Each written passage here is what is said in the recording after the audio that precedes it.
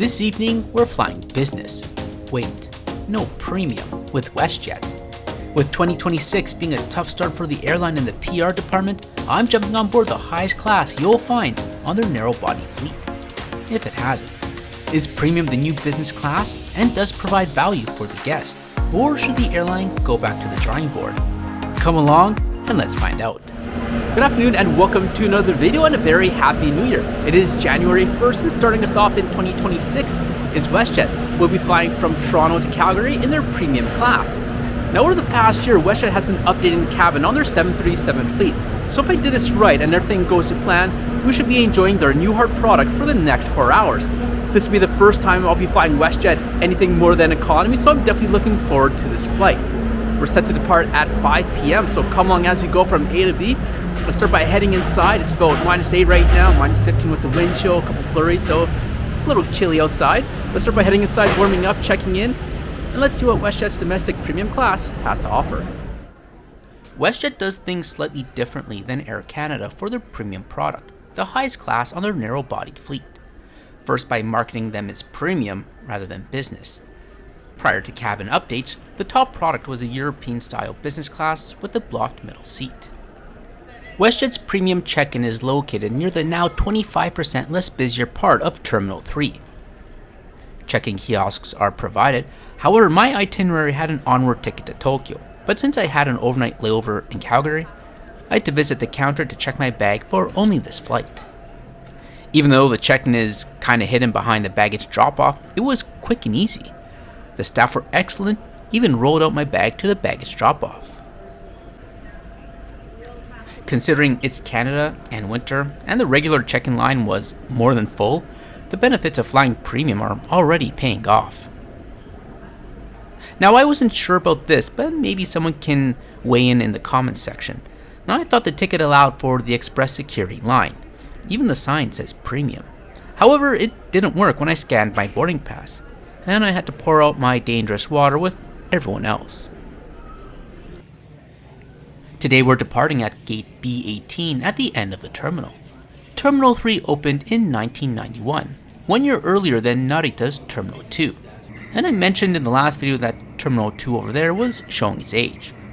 Long story short, Terminal 3 is not that far off. One way WestJet's premium class is similar to Porter Reserve is that your ticket doesn't grant you lounge access. Seeing the ground crew keep everything snow-free was a good way to pass the time instead. Through gate B18, friendly reminder to please have your government-issued photo identification ready upon boarding. If you are using a passport, please have your passport open to the photo page. Zones 1 or WestJet Premium Reward members. Premium passengers can board in Zone 1. And as we make our way to the plane, I'll take this moment to welcome you viewers to the channel, and I invite you to subscribe for continued aviation and travel-related content, where you can compare this product with Air Canada's competing product, which we experienced on the same route, but in reverse, a few years back. This evening, we'll be seated in 3F, the last row of the premium cabin.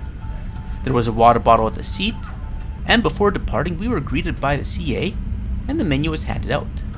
Tonight's options were a chicken souvlaki or a vegetarian tortellini.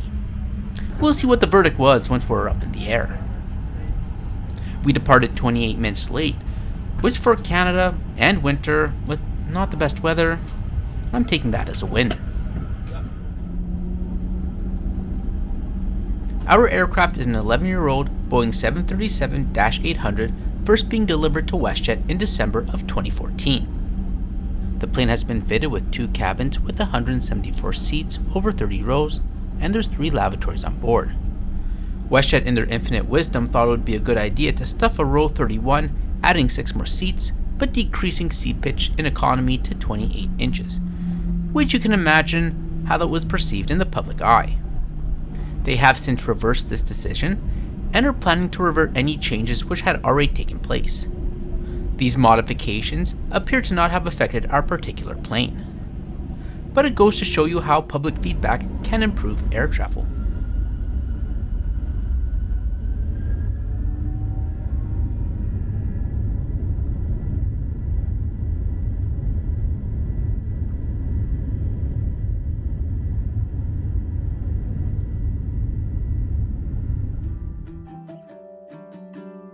We'll have a flight time of 4 hours and 21 minutes to reach Calgary tonight. Once we got up in the air, the service began, and I went with a Canadian to go with the pretzels and cookies while the meal was heating up. We were then provided with a roll-up and place setting, and it wasn't just paper, but it had an anti-slip coating, which I thought was a great idea. We were also provided with a warm oshibori. I ended up going with the chicken souvlaki. How could I not? It came with a salad, tzatziki sauce, a bun, and dessert. The salad was fresh and exciting, but with the Greek theme going on, I thought Greek dressing would be a better choice than Italian, but that's okay. The bun was nice and warm, something I find hit or miss on flights throughout the world, so well done there. The main meal deserves recognition as well, better than the footage may make you believe. The chicken was one of the most flavorful, perfectly seasoned, and juicy, tender meat items I've ever had on a plane. Wow, it was so delicious. The chicken alone was perfect, but with the tzatziki sauce adding that brightness, made it a home run. The beans were not overcooked, still had a bit of a bite, and the orzo pasta was flavorful and worked well for the meal. To finish everything off, we enjoyed a wonderful maple caramel cake. Lovely. WestJet delivered incredibly well, spot-on service, and wonderful inviting food and drinks. It makes all the difference, especially in the winter. It was presented nicely, and I liked their little salt and pepper shakers, a little nicer than the little packets. Once everything was cleared up, the cabin lights were turned off, and it was time to take it easy for the next little bit.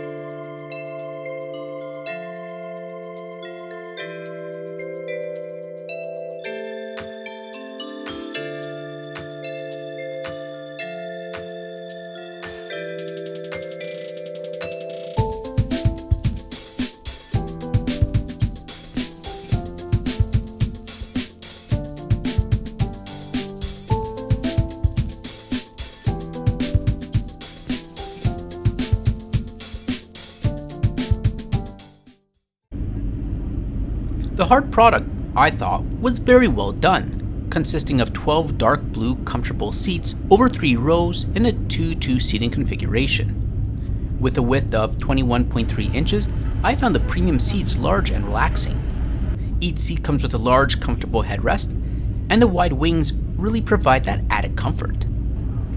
The center console contains a little pocket and a cocktail tray, and the front face is where you'll find the electrical connections.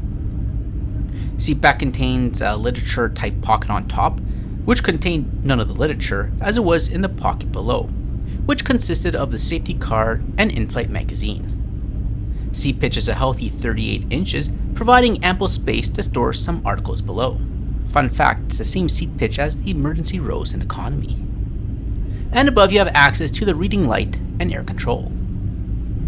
When it comes to internet and entertainment, there was no access to WestJet Connect, their onboard streaming service. Aircraft which do not have this service can access Wi-Fi for free. The Wi-Fi was fast enough to stream videos from YouTube. And even though there is no IP system, you can happily still access the moving map from your phone. And here's a look at the front lavatory. Sometimes airlines like to put something special for the front of the cabin, but there really is no difference between this and the lavatories in the back of the plane. And just over 4 hours later, we descend into the low-level clouds and fog, and I was surprised how low the fog was. Just wait till we land. Overall, I was very pleased with WestJet's domestic premium product. The check-in was quick, the onboard service was outstanding, and the cabin was very relaxing. The meal exceeded my expectation, and I'm sure if you fly WestJet Premium, you'll enjoy it as much as I did. WestJet does have some inconsistencies in the configuration of their narrow-body fleet. I think this is because of where they get their planes from. Of course, they buy their own, but they also picked up Swoop. We flew on one of those. They bought Sunwing a few years back, and they picked up Lynx's Boeing 737 MAX, which went out of business. So WestJet is still working on creating a single product across their fleet. The inconsistencies also extend to the streaming service, as some aircrafts have it while others don't. I'm not sure which direction they're heading with this, but we'll have to wait and see. The one drawback is there is no lounge access, which I think is key, especially for those with connecting flights in the hubs. Although they call this premium and not business, it is for all intents and purposes a business class product in Canada, sans the lounge. But WestJet is known for doing things a bit differently than their main competitor, so this is no surprise. I would have no problem flying WestJet Premium again if I can snag it for a good price.